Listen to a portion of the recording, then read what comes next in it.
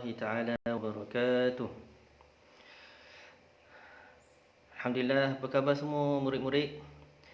Alhamdulillah, pada hari ini kita akan mulakan pelajaran kita kali yang pertama dalam melalui atas talian ini. Moga-moga kita dapat buat persiapan dan persediaan untuk sama-sama kita mempelajari dalam kelas Al-Quran dan Fardu Ain yang bermula pada hari ini, yang mana pelajaran yang pertama, madah ataupun subjek yang pertama yang kita akan belajar pada hari ini adalah subjek ataupun madah ibadah. Madah ibadah yang kita akan belajar dalam subjek ibadah iaitu berkenaan dengan solat jamak.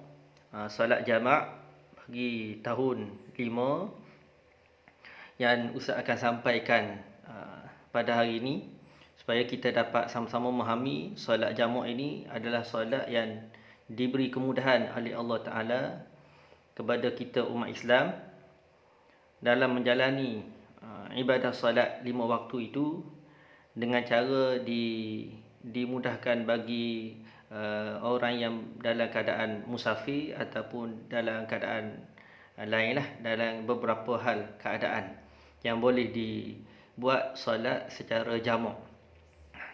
Okey, kita tengok apa maksud pengertian solat jamak itu yang kita akan belajar pada hari ini. Okey, pengertian solat jamak. Okey, yang pertama kita lihat perkataan jamaah. Jamak itu, perkataan jamak itu pada bahasanya maksud menghimpunkan. Jamak itu bermaksud menghimpunkan dua perkara ataupun lebih. Mana menghimpun ni maksud dia mesti berhimpun dua perkara ataupun lebih dalam satu masa. Itu maksud perkataan jamak. Perkataan jamak, jamaah itu sendiri itu menghimpunkan ataupun mengumpulkan. Itu dari sudut bahasa. Yang kedua, pada sudut istilah. Pada sudut istilahnya, maksud solat jamak iaitu menghimpunkan dua solat fardu dan dilakukan dalam satu waktu. Inilah pengertian solat jamak yang dikehendaki dalam pelajaran kita pada hari ini. Itu solat jamak ini kita himpunkan dua solat fardu yang tertentu dan kita lakukan dua solat fardu itu dalam satu waktu sahaja. Dalam satu waktu sahaja. Itu pengertian solat jamak yang perlu kita fahami untuk kita hayati dan boleh diamalkan dalam kehidupan kita bagi memudahkan urusan kita, ibadat kita kepada Allah Ta'ala. Okey, jelas? Itu pertama kita kena ingat poin dia menghimpunkan, dan himpun itu dua solat fardu, dan yang ketiga dibuat dua solat fardu itu dalam satu waktu antara dua waktu solat itu. Antara dua waktu solat itu kita pilih dua waktu solat itu dan kita buat dua solat dalam satu waktu sahaja. Okey, itu pengertian solat jamak. Okey, bagi memudahkan untuk kita faham apa maksud yang dimaksudkan menghimpunkan dua solat fardu dan dilakukan dalam satu waktu sahaja. Contoh yang kita boleh fahami berkenaan dengan solat jamak ini lebih mudah untuk kita faham. Yang pertama, situasi yang pertama iaitu solat zuhur kita gabungkan, kita kumpulkan, kita himpunkan dengan solat asar, yang mana dua solat fardu ini, zuhur dan asar ini, kedua-duanya dilakukan pada waktu zuhur sahaja. Maknanya bila masuk waktu zuhur, kita semayang fardu zuhur dan juga semayang fardu asar pada waktu zuhur itu. Maknanya nanti masuk waktu asar tak perlu dah semayang solat asar, kerana kita telah lakukan solat asar gabung dengan solat zuhur dalam waktu zuhur. Itu contoh yang pertama, situasi yang pertama. Yang kedua, boleh juga berlaku yang mana solat zuhur kita gabungkan dengan solat asar, yang mana dua-dua solat ini kita lakukan pada waktu asar. Pada waktu asar. Maknanya bila masuk waktu zuhur kita tak semayang zuhur. Kita tak semaya Zuhur, kita tak solat Zuhur, tapi kita tunggu solat Zuhur kita itu sehingga masuk waktu asar.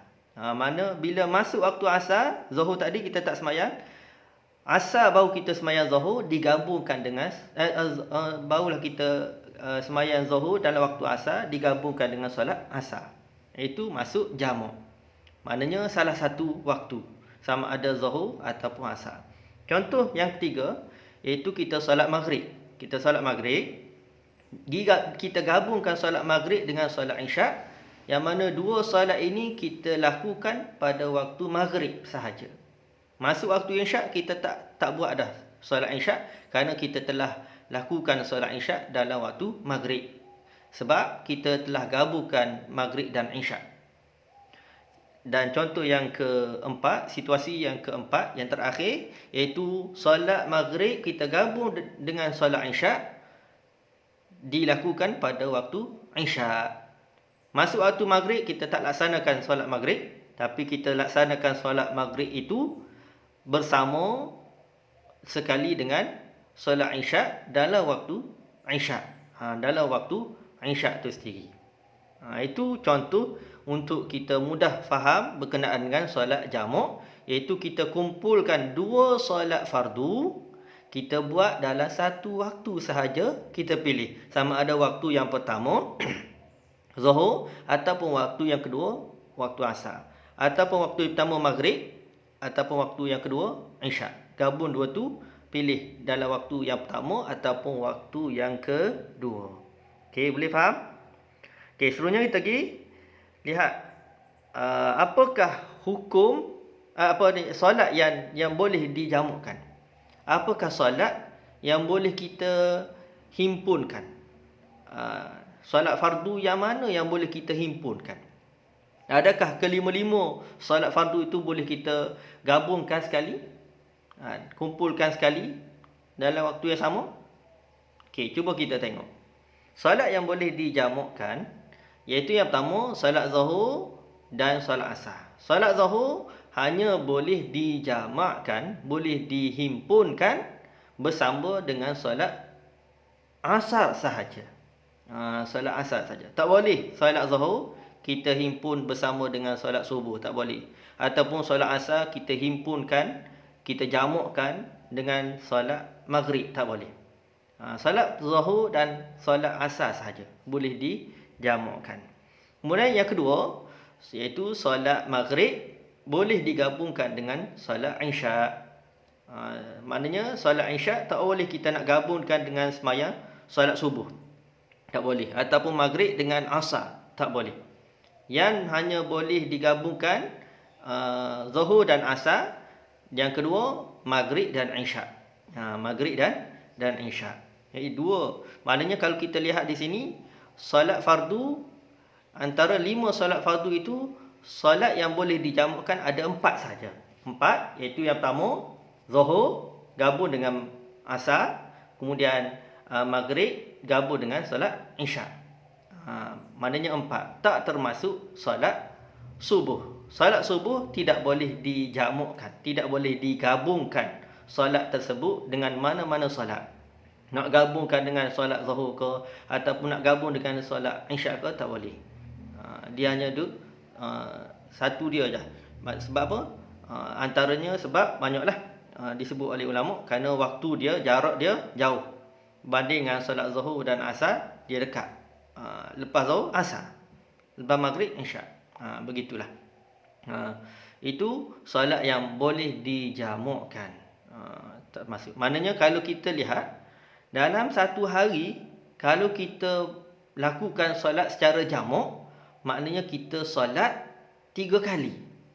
3 kali saja kita solat. Subuh sekali, kemudian kita solat Zuhur dan asar sekali dalam waktu yang sama, kemudian kita solat maghrib dan isyak sekali dalam waktu yang sama.